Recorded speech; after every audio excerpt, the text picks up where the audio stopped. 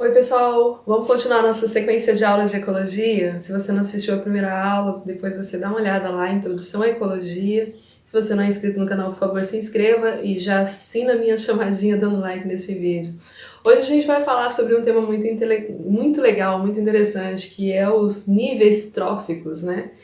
O que é os níveis tróficos? O que são os níveis tróficos? Né? Os níveis tróficos são a forma que a gente tem para organizar a cadeia alimentar, né? Ou quem come quem, essas coisas aí que a gente tem nessa parte da biologia. Então, o primeiro nível trófico que a gente tem são os produtores. Trófico está relacionado com alimentação, né? Trófico é aquele que alimenta, aquele que faz alguma coisa em relação ao alimento. Quando a gente fala dos produtores, quem são os principais produtores que a gente tem? Sim, algas e plantas. E por que elas são produtoras? Porque elas são capazes de produzir o seu próprio alimento, né? Elas fazem fotossíntese, então elas são chamadas de autótrofos, né? Aqueles que são capazes de produzir o seu próprio alimento. Então elas estão na base da cadeia alimentar, elas são os produtores, né? E eles conseguem produzir o seu próprio alimento não assim, fazendo comida, não é isso quando a gente fala em fazer o seu próprio alimento, mas pegar compostos inorgânicos, né, e transformar em compostos orgânicos. Já pensou se eu pudesse, né, se eu tivesse o dom de ficar lá no sol, com água simplesmente, retirando o gás carbônico do ar, né, do ar atmosférico, e conseguir fazer glicose para mim, quão maravilhoso seria produzir o meu próprio alimento? É isso que esses seres fazem, eles pegam esses compostos inorgânicos e conseguem transformá-los em compostos orgânicos, então por isso que eles são chamados de produtores, beleza? E quem são os consumidores? São aqueles que fazem essa questão aí de consumir os produtores, consumidores.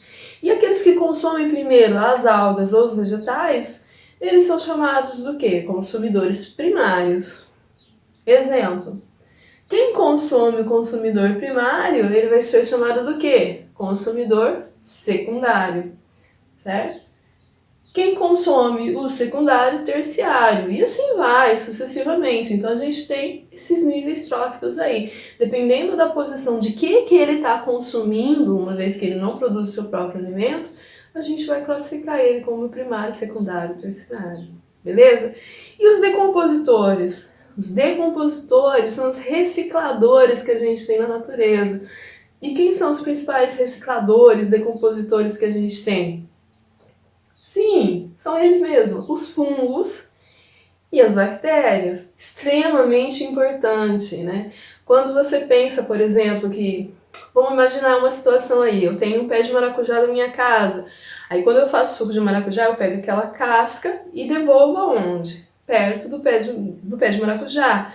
Aquele carbono, aqueles compostos que estão ali naquela casca daquele maracujá, eles vão ser liberados no solo e vão formar o urso maracujá. Então a matéria ela cicla na natureza e esse ciclo ele só acontece por causa dos decompositores, então eles são extremamente importantes na natureza. A gente não valoriza muito não, mas eles são extremamente importantes porque a partir do momento que a gente não tivesse ele, todos os compostos orgânicos que a gente tem no nosso corpo e inorgânico, eles não iam ser liberados, não iam ser reaproveitados por outros seres vivos. Então é bom você parar para pensar que o carbono que está dentro de você, assim como os outros compostos, já fizeram parte de outros seres vivos.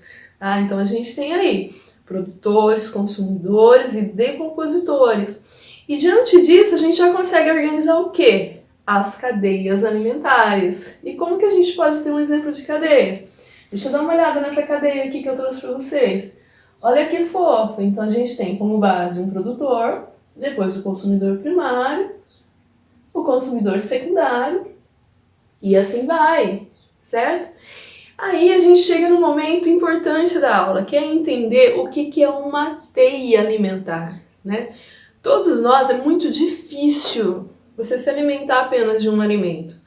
Tem um exemplo que é sempre dado, que é a questão, por exemplo, do urso panda, que se alimenta geralmente de bambu, e parece que ele tem uma restrição para outros tipos de alimentos. Se acabar o bambu, o panda vai morrer, certo? Mas a gente tem que pensar, tá, isso em uma situação hipotética, né? Mas a gente tem que pensar que na natureza a gente não se alimenta só de uma coisa. A gente vai se alimentando de vários alimentos, de várias coisas diferentes, né? Nós animais, então, nós humanos, A gente é onívoro, a gente se alimenta tanto de planta quanto de outros animais.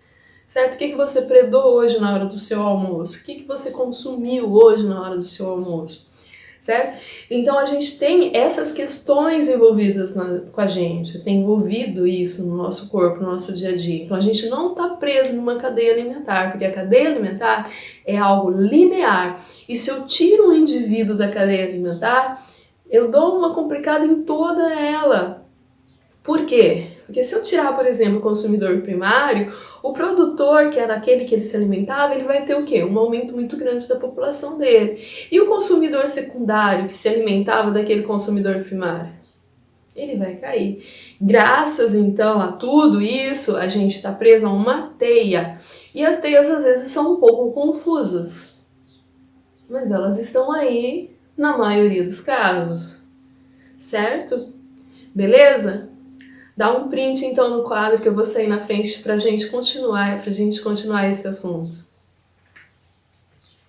E aí, bora continuar essa aula então?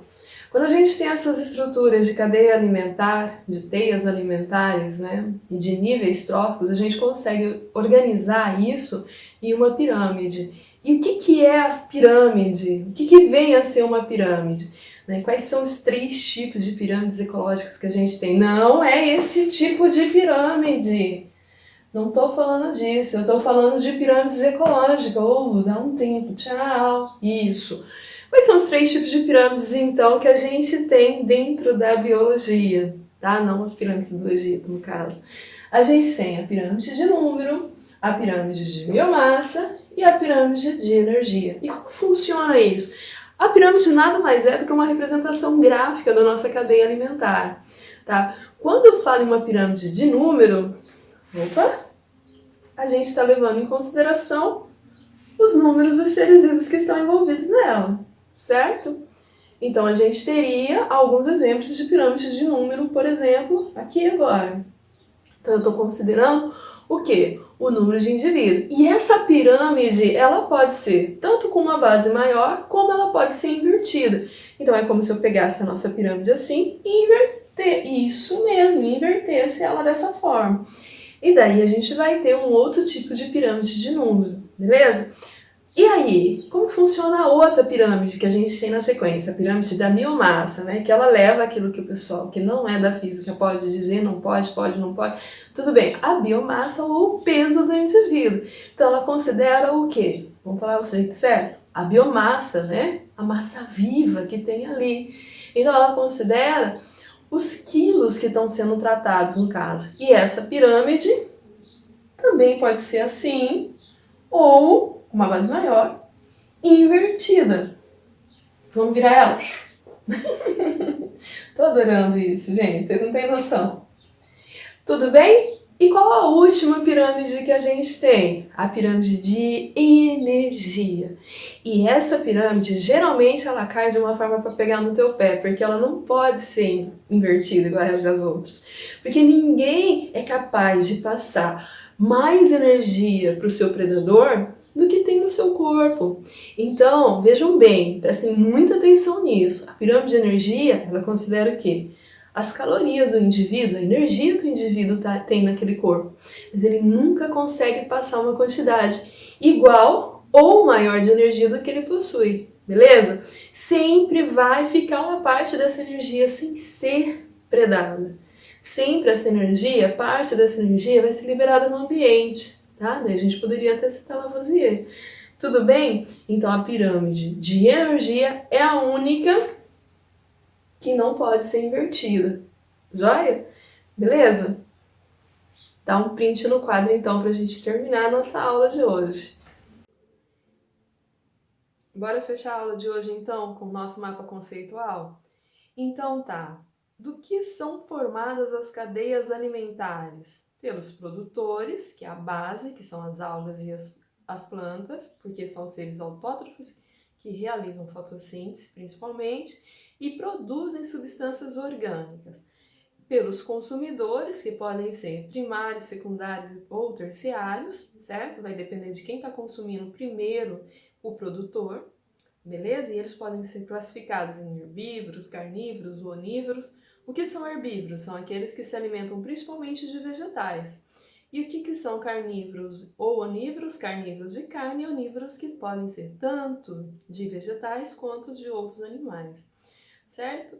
E os decompositores, que fazem a reciclagem dos nutrientes na natureza. Quem são os principais decompositores que nós temos? Os fungos e as bactérias. O que é uma teia alimentar? São várias cadeias alimentares juntas que se cruzam, portanto não são lineares. Beleza? Segue a gente nas redes sociais. Esse mapa conceitual vai estar lá na minha página, no Biologia no Insta. E até um próximo encontro. Beijo para vocês. Tchau!